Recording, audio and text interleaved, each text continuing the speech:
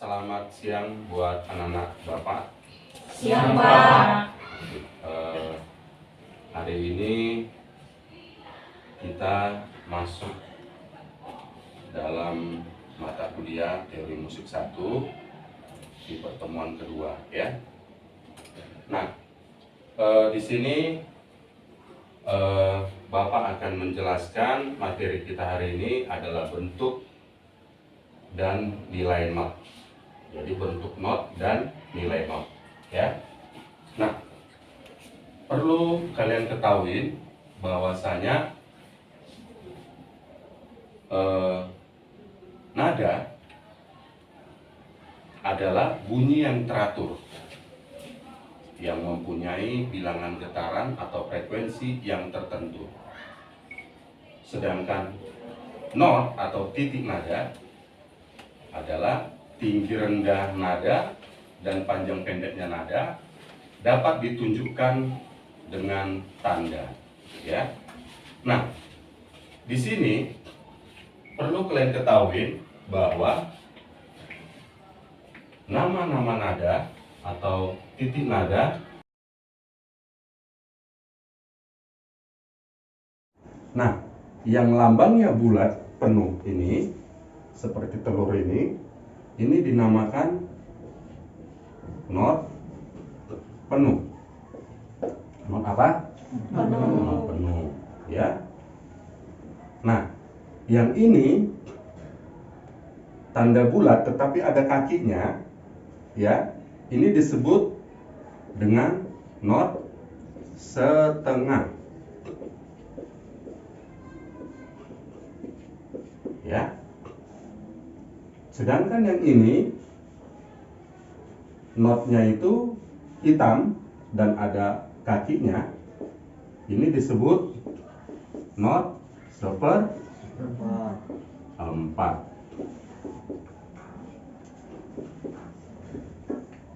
Nah, sedangkan yang ini, dia bedanya dengan ini adalah ada benderanya satu.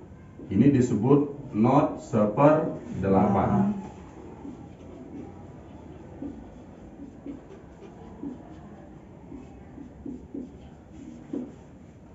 Nah, yang terakhir ini dua benderanya, ya.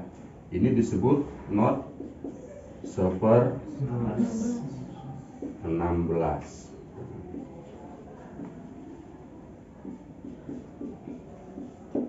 Nah, buat anak-anak Bapak, ini kalau di dalam birama atau sukat, ya, birama itu ada birama 4/4, 3/4, 2/4.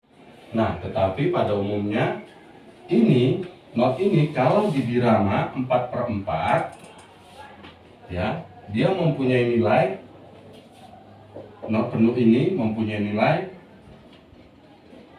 4 ketuk, ya. Berapa ketuk? 4 ketuk, ya. Dan not setengah ini mempunyai nilai 2 ketuk. Not seperempat mempunyai nilai 1 ketuk, dan ini mempunyai nilai setengah ketuk, dan ini mempunyai nilai seperempat ketuk. Oke, sampai di sini jelas ya, enak ya. Oke, di dalam musik atau di dalam musik internasional, nada itu ada 7. Ya, nada itu ada 7, yaitu ini apa? Oke. C, D, E, F, G, A, B. Ya. Di dalam musik internasional nada itu ada 7, tetapi diakhiri dengan nada oktav, yaitu nada yang di awal adalah C oktav. Ya, inilah nada untuk musik internasional. Ya. Dan nada itu nada ini disebut nada tangga nada C mayor. Apa? C mayor. Ya. C mayor itu kenapa disebut C mayor? Karena dia mempunyai tangga nada ini mempunyai jarak. Jaraknya itu adalah yang dirumuskan, jaraknya C ke D 1, ini D ke E 1, E ke F setengah, F ke G 1, G ke A 1, A ke B 1, B ke C setengah. Jadi kenapa disebut tangga nada mayor? Karena jarak nada ini adalah 1, 1 setengah, 1, 1, 1 setengah. Sudah? Nah, kenapa C dan D itu jaraknya 1? Kenapa E dan F jaraknya setengah? Bapak akan memperjelaskan. Karena antara C, kalau di piano, ini piano ya, ini piano, kita anggap ini piano. Antara C ke D itu ada nilai setengah, naik setengah atau nada cis. Kalau gitu tuts piano itu antara C ke D itu ada tuts hitamnya 1. Kayak ini ya, ini C. Baru naik setengah dari C ada tuts hitam jadi cis. Naik setengah lagi baru D. Makanya C ke dis itu setengah, dis ke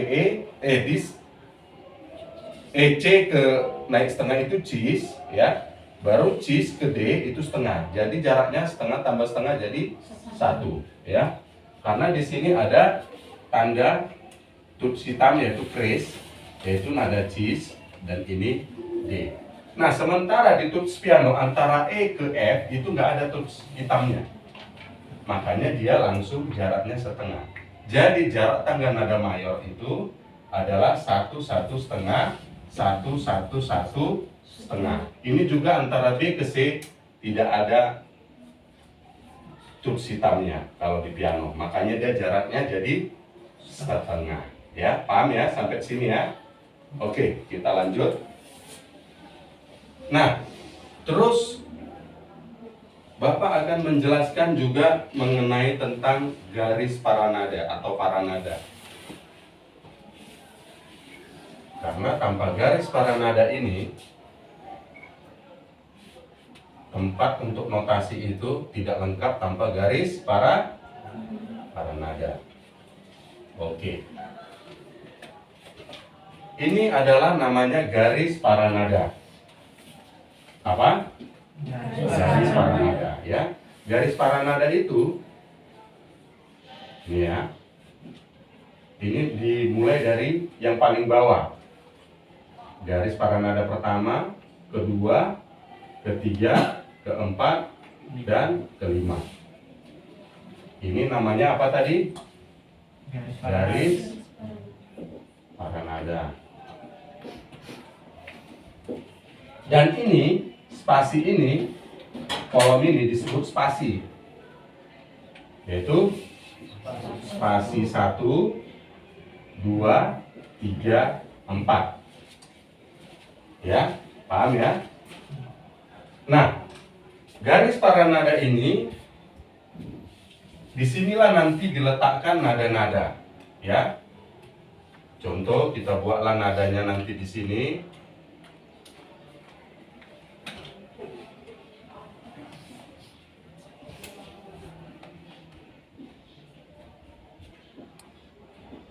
Seperti ini contohnya. Ya. Oke. Nah, tetapi ini kalau Bapak tanya, ini nadanya nada apa? C.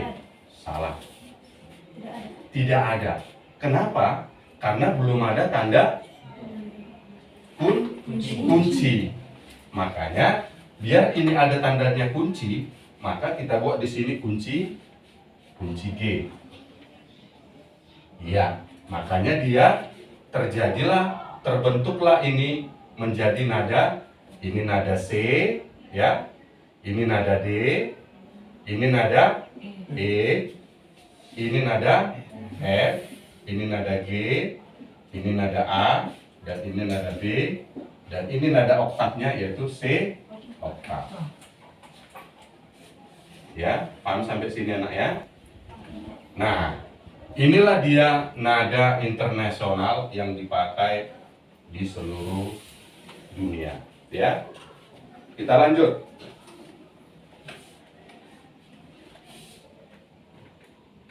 Oke. Di sini Bapak tadi sudah menjelaskan mengenai nilai not, ya. Ini namanya nilai not. Ya. Nah, di sini juga nilai not ini kalau kita masukkan dia ke dalam, kalau kita samakan dia persepsinya ke tanda istirahat, ya, tanda istirahat, maka nilai not ini, yang not penuh ini, tanda istirahatnya yang sama dengan lambang yang dengan not penuh 4 ketuk, itu adalah ini garis paranada dan ini kepala untuk tanda istirahatnya. Ya, inilah yang sama nilainya 4 ketuk. Dan yang 2 ketuk yang sama nadanya dengan tanda istirahat ya. Ya. Nah, sepertinya kepalanya ke atas. Kalau yang 4 ketuk tadi kepalanya ke bawah, ya.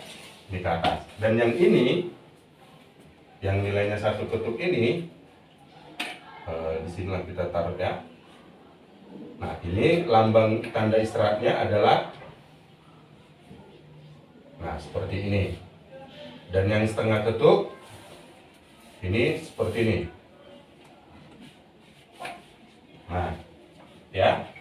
Dan yang 1/4 ketuk itu nilainya seperti ini, tanda istirahatnya. Ya. Jadi nilai ini 4 ketuk juga tanda istirahatnya. Ya. Oke. Terus kita lanjut. Nah, tadi di sini Bapak menjelaskan untuk yang di awal tadi, kalau ini di dalam birama atau suka 4/4, maka ini nilainya 4 ketuk not penuh, dan ini nilainya not setengah, ini 2 ketuk, dan ini 1 ketuk. Ini kalau di dalam sukat 4/4. Jadi kalau kita gambarkan di sini sukat 4/4 ya.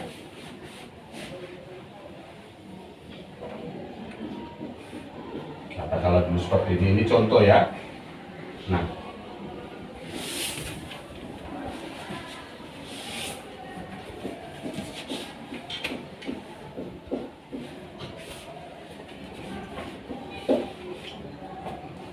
seperti ini ya. Dan ini sukat 3/4.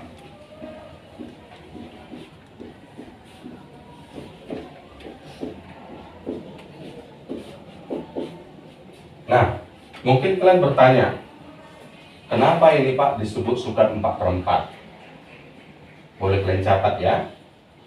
Disebut sukat 4/4, tolong perhatiannya, karena di dalam satu birama, ini namanya birama ya nak ya, ini namanya garis, ini namanya apa? Garis birama. Garis birama. Biar jelas ya. Kenapa disebut sukat 4/4 atau birama 4/4? Karena di dalam satu birama terdapat 4 not 1/4. Ya. Sekali lagi.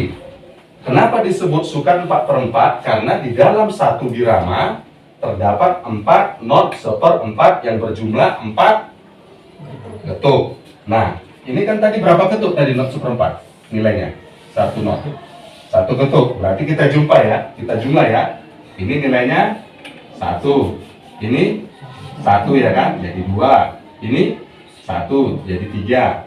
Ini 1 jadi 4. Berarti jumlahnya pas 4. Pas ya, sama juga dengan ini. Ya kan? Nah, begitu juga ini. Jadi nanti kalau ditanya orang kalian di luar, kenapa disebut sukat 3/4?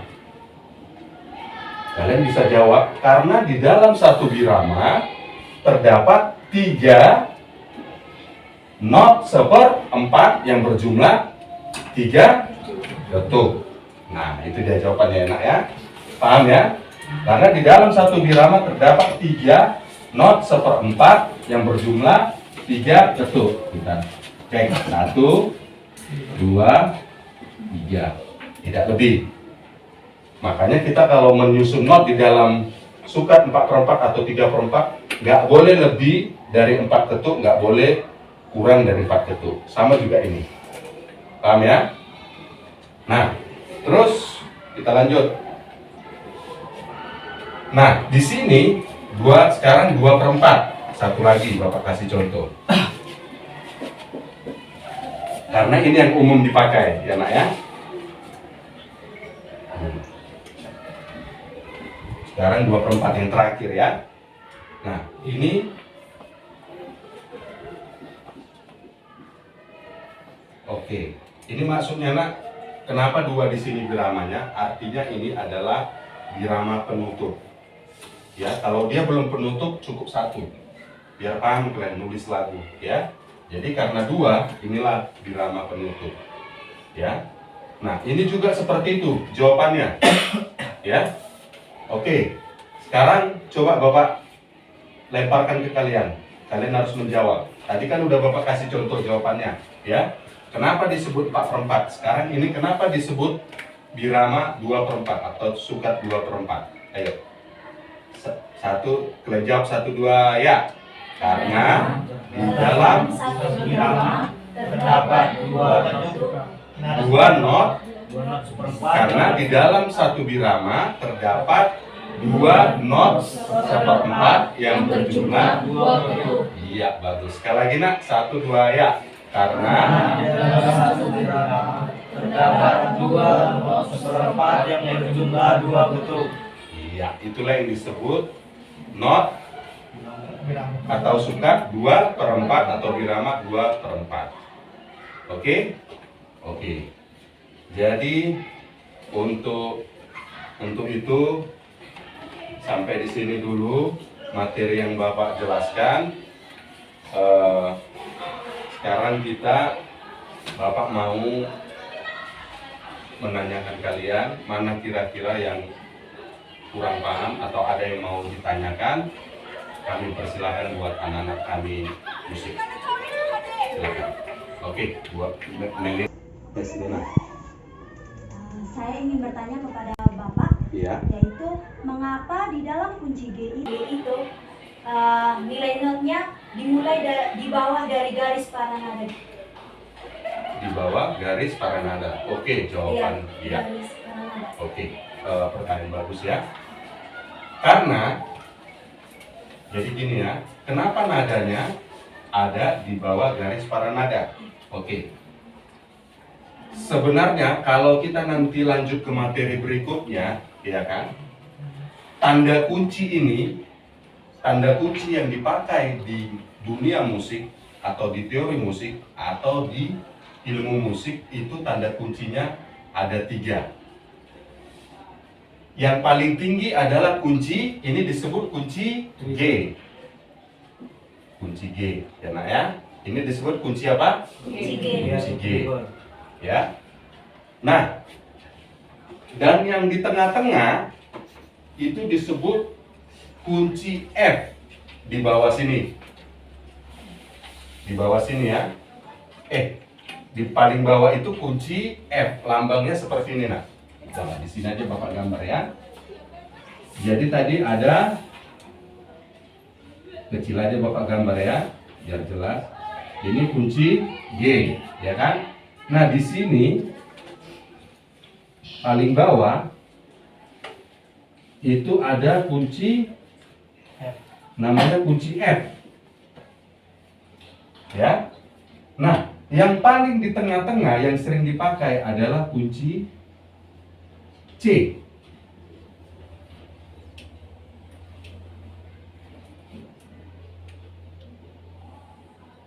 Ini C, ini G, ini F. Nah, jadi pada umumnya di dalam musik atau di dalam musik internasional, kunci yang dipakai adalah 3 kunci. Yang pertama adalah kunci F. Ini kunci F, lambangnya, ya nak ya, jelas ya. Dan ini kunci C yang paling di tengah. Dan ini adalah kunci G. Ya, paham ya nak ya? Oke, inilah jawabannya ya, Mas Lina. Oke, sudah jelas? Oke, yang lain? Ada yang mau bertanya? Oke, Rizwan. Materi kita hari ini kan membahas tangga nada kan Pak? Iya. Nah, tangga nada C mayor itu termasuk tangga nada diatonis. Iya. Dari buku yang saya baca, tangga nada diatonis itu ada 2, yaitu tangga nada mayor dan tangga nada minor. Saya ingin bertanya Pak, boleh sebutkan tangga nada diatonis minor? Oke. Benar yang dibilang si Rizwan bahwa tangga nada diatonis itu adalah tangga nada mayor dan tangga nada minor. Cuma di sini Bapak hanya menjelaskan mayornya saja. Nah, sebenarnya ada rumus untuk mencari tangga nada minor. Ya, tetap nanti berpengaruh tangga nada minor itu mengenai jarak nadanya. Ya. Dan tangga nada minor itu ada ya. Tangga nada minor itu di sini ya. Tangga nada minor itu ada yang umum dipakai, ada minor asli ya. Minor, tangga nada minor harmonis, dan tangga nada minor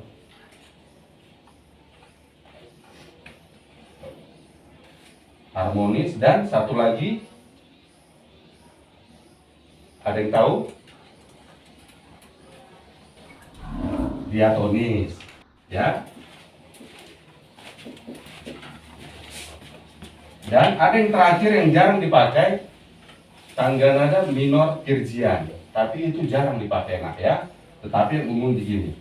Jadi Bapak hanya menjelaskan aja dulu tangga nada minor aslinya di sini ya. Nah, tangga nada minor di sini, ini kan tadi tangga nada mayornya, C mayor ya. Jadi untuk mencari tangga nada minor, rumusnya adalah nada ke-6 dari dari nada dasarnya. Apa nada ke-6 dari nada dasar tangga nada mayor? Yaitu C, ya kan? Nada ke-6-nya apa nak? C 1 2 3 4 5 6. Berarti C mayor itu minornya adalah A minor. Berarti isi A minor, isinya aplikasi dari tangga nada mayor, yaitu A, B, C, D, E, F, G, A oktav. Ya, tidak ada perubahan nak. Ya, tidak ada perubahan.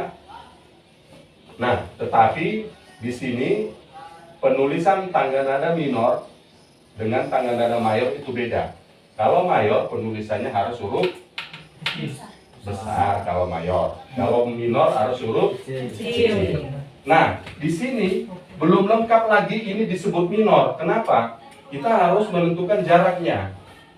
Aplikasi dari mayor. A ke B tadi jaraknya berapa? 1. B ke C? B ke C setengah. C ke D? 1. D ke E? 1. E ke F? Setengah. F ke G? 1. G ke A? 1. Jadi untuk minor, tangga nada minor jaraknya adalah 1,5, 1,1,5, 1,1. Inilah untuk tangga nada minor. Tadi ini untuk tangga nada mayor.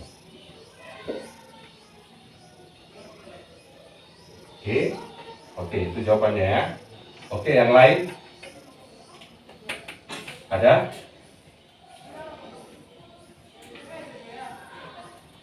Ada lagi yang mau ditanya? Udah jelas semua? Oke, kalau sudah jelas, selesai dulu materi kita hari ini untuk teori musik 1. Nanti di pertemuan berikutnya kita akan lanjut ke materi yang berikutnya. Oke, terima kasih buat anak-anak Bapak. Akhir kata Bapak ucapkan semoga kita pulang dengan ilmu yang lebih baik lagi, ya. Nah, di sini akhir kata Bapak mengucapkan terima kasih buat perhatian kalian, dan mudah-mudahan ilmu yang Bapak paparkan di sini, pelajaran yang Bapak paparkan, materi yang Bapak paparkan bisa menambah ilmu kalian di dalam teori musik 1. Oke, akhir kata terima kasih, salam buat kita semua. Salam.